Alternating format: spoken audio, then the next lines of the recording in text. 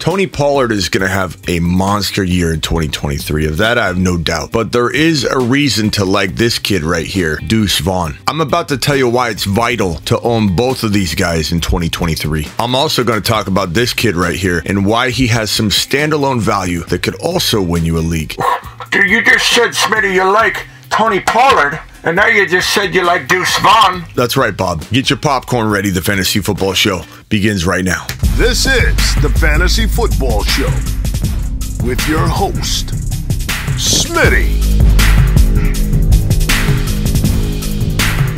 Take a lap.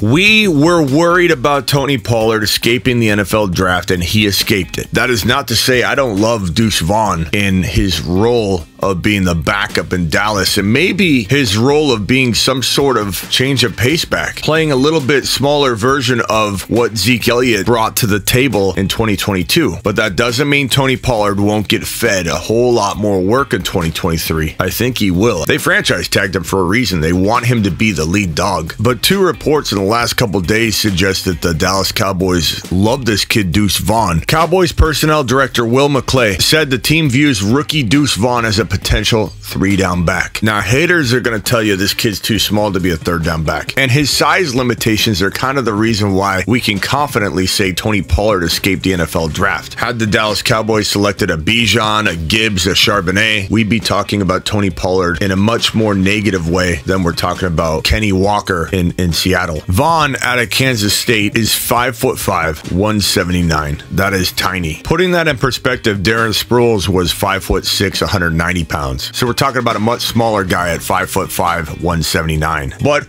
I'll tell you, when I watched him at the Combine, Deuce Vaughn, I was impressed. I didn't come away with, oh my God, he's so much smaller than everybody else, which is a feeling I thought I'd for sure have coming out of the Combine. He had great contact balance, I think more than some of the other running backs that were running next to him during the Combine. I don't know that he could be a long-term between the tackle, even 17 games straight type of player, but this cuffing situation is fantastic. Number one, if anybody's going to take the job from Pollard via injury or ineffectiveness, it will be Deuce Vaughn. They drafted him that way. They're talking him up that way. Cowboys personnel director said this too, that he views Deuce Vaughn as a weapon. They like him a lot. This cuffing situation guarantees you a very productive running back in an offense that's going to run the ball a lot more than it used to. Their plan is to run the damn ball, is what they've said over and over, and I believe they're going to try. He could have a top 5 running back season in 2023. In 2022, Pollard dropped an impressive 1,000 yards off 193 totes of the rock. That's 5.2 a pop. Very, very impressive. Very, very effective and efficient. 9 touchdowns on the ground, 3 100-yard games, about 40 receptions for 371 and 3 TDs and 1 100-yard receiving game. I would be shocked if this kid played another even 16 games, let's say he misses a game or 2. I would be absolutely shocked if he didn't run the ball 215 times. You don't really want more than 220, 225. This is not a 300 carry running back. He'll get hurt. Wouldn't be shocked if this man right here, Tony Pollard, ran for 1150, 5 yards per carry again. Call it 5 100-yard games, 10 rushing touchdowns. We won't even get crazy on the rushing touchdowns. We'll say 10. But these two numbers right here are where, and the touchdown total, are where this thing could go to the moon. The difference between last year and being a top 5, top 4 to 7 running back is going to be right here in the receiving column. If relatively healthy all year, I can't imagine him not getting 45 receptions for about 400 as a bottom floor, meaning 55, 60 receptions could be possible. Let's call it 55. 1,100, 100 more rushing yards, 1 more touchdown on the ground, 15 more receptions for, let's call it 500 yards receiving. Let's give him the same number of receiving touchdowns. That is going to be 13 touchdowns, 500 yards receiving. We'll call it 50 receptions, 11 more receptions, and 100 more rushing yards. 1 extra touchdown. That is a monster year. Monster year. Top 5 to 10 running back season. So I think I made it pretty clear that cuffing these two is a fantastic move. Number one, if he had to fill in, he would be effective. Why? How do we know that, Smitty? I don't know. Maybe it's his 1558 college campaign with 12 total touchdowns last year. Maybe it's the good positive reports coming out of Dallas and the fact that they drafted this kid to be the backup and potential replacement for Tony Pollard in an offense where they want to run more than ever. Those are all great things. Those all make me feel like this combination of these two guys, this duo, secures the value that I'm really looking for out of Pollard. I'm not looking for it out of Vaughn, but Vaughn helps me feel like I can get to whatever total yardage number, fantasy football production total off 17 starts. I feel like I can easily get there with these two guys paired together. Not every handcuff situation gives you that sense of security. And I think in this offense, the way they're going to operate, the way they feel about this kid, I feel like the duo will help you accomplish the numbers you expect out of Pollard no matter what happens if Pollard misses 2, 3, 4, 5 games. I don't think he gets unseated by Vaughn as long as he's healthy. I want everyone to understand that. Tony Pollard to the freaking moon. To the moon. There's a reason Tony Pollard's on the Moon Man list. The Moon Man. Dropping loads in outer space. He's been here from the beginning. He was on it last year. He's a Moon Man returner. Space Moon says. This guy's returning his space yet again. There's a reason that he's on the Moon Man list. Understand what I'm saying? Cuffing these two together is an absolute must. The only more vital cuffing situation is Kenneth Walker and Zach Charbonnet. That is by far the cuffing situation above all cuffing situations. You cannot own Kenneth Walker without Charbonnet. You just can't. But you could almost say the same thing about Pollard and Vaughn. Because we don't know how he'll hold up, and we do expect him to get more workload, I don't think to the tune people believe. Like, he's not going to get 22 carries a game. You don't want that. This is an Alvin Kamara, an Austin Eckler of old type of workload player. This is a guy you want barely getting over the 1,100 yard mark, the 1,050. You want him catching 500 plus receiving yards. You want a total yard player that's getting you around 1,500, 1,600 total yards, 50 plus receptions, 12 total touchdowns and beyond. That is this man right here, Tony Pollard. This man right here will help him. Now, let's swing on over to the other approach, grabbing only Deuce Vaughn in a strategy where maybe you get sniped and you don't get Tony Pollard. Maybe your draft position doesn't allow you to draft Tony Pollard. Maybe you just have a lot of Tony Pollard shares in every one of these leagues and you're going to draft somebody else in this league over here. You need to grab this guy no matter what. You should have 100% ownership of Deuce Vaughn. Smitty, don't you always say don't put all your eggs in one basket? I do to a degree. This guy costs you a 14 plus round draft selection. 14,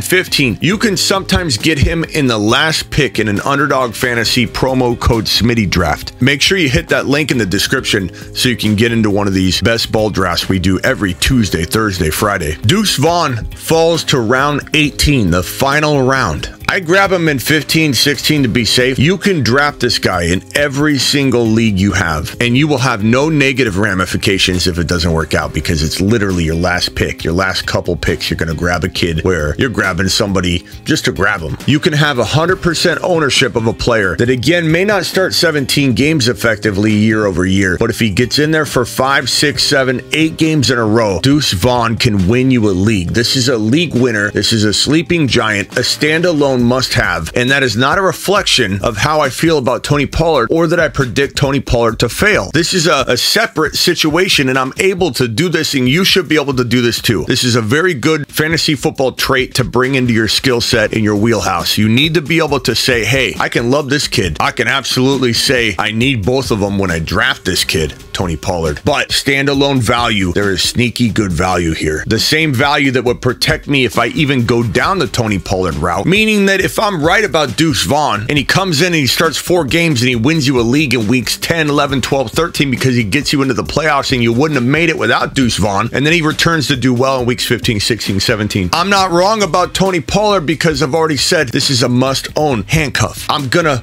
reap the rewards of this guy stepping up, playing 4 great games when I need him most, and then I'm going to get the return of my guy that I totally believe in. Him doing well will not mean him doing bad, because you need to own him together. They're a must-have. This guy playing 4, 5, 6, 7 games will win you a league in this offense if they believe in him like they say they do. And they really don't have another option, in my opinion. You want to keep an eye on Malik Davis, who would be the 3rd running back. If for any reason he got banged up or didn't materialize, then you're going to want to shift over to cuffing Malik Davis to Pollard. That could happen. Rookies get hurt all the time. You never know. Keep an eye on the pecking order for sure, but right now Deuce Vaughn has the feel, especially based on all the news and the draft capital and the fact that we like this kid coming into the draft. He has all the momentum to be the number 2 running back, and in this offense, that number 2 running back could get a lot of work, even when Pollard is healthy and dominating. Zeke Elliott vultured a ton from Pollard. I don't think the workload divide will be similar. I don't think he's going to get Zeke Elliott's old role and volume. I think he gets enough to take that next step, but there's still a whole bunch of leftover work that's going to be required of another player not named Tony Pollard in order to keep him away from injury, in order to keep him below 1,200 yards rushing. This guy's going to have to run for 500, 800 yards. This guy's going to have to run for 4 or 5 touchdowns. This will be a pretty productive bench player that even if Pollard's in there and you got a bye week that's killing you, or a running back goes down and you're shorthanded, even with him on the field, this guy could get 40 yards and a touchdown. On occasion, go grab him